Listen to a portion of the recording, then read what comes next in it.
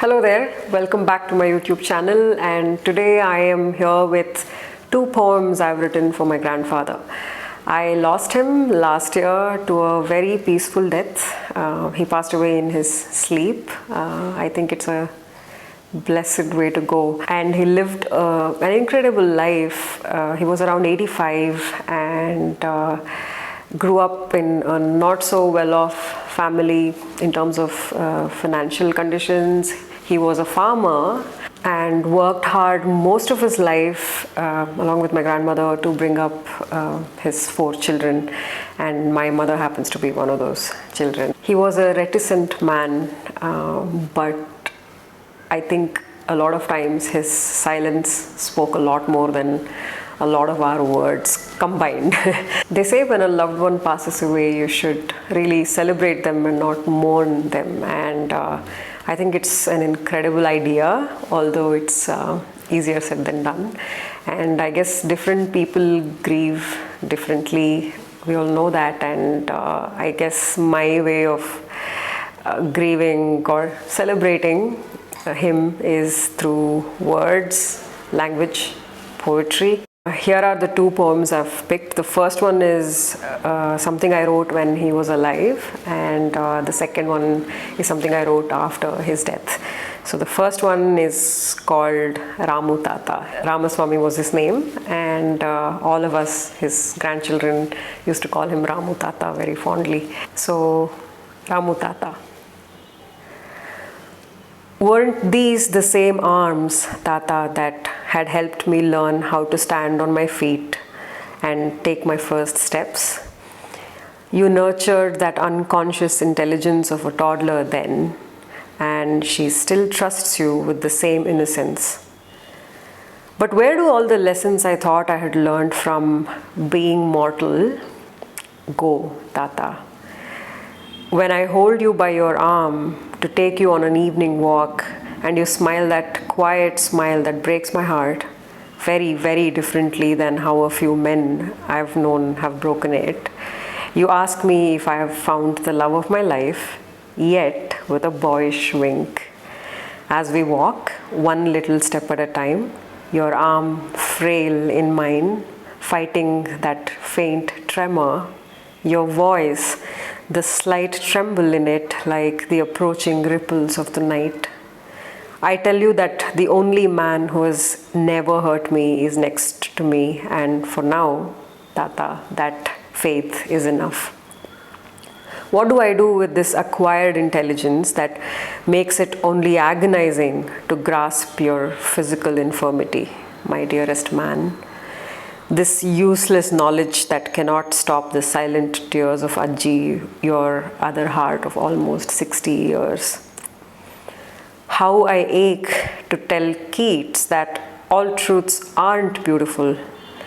But I will try to accept them as they are, fight this impotent rage within me. For when I see your shaking hands reaching slowly for things, I see how they confer preciousness to everything they approach.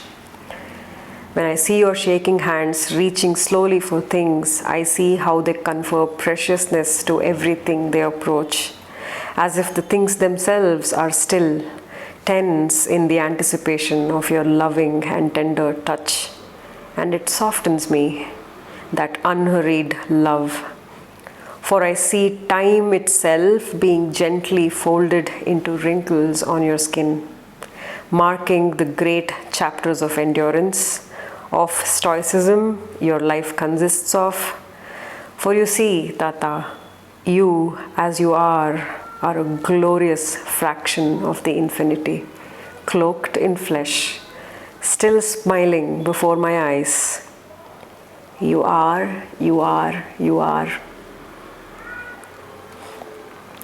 So this was when he was alive, and this next one, which I wrote after his leaving, is called Tata. Tata, I am not able to place you in the past tense, so here's what I need to tell you when time is being a muddled up friend. You talked about trees and I basked in their shade.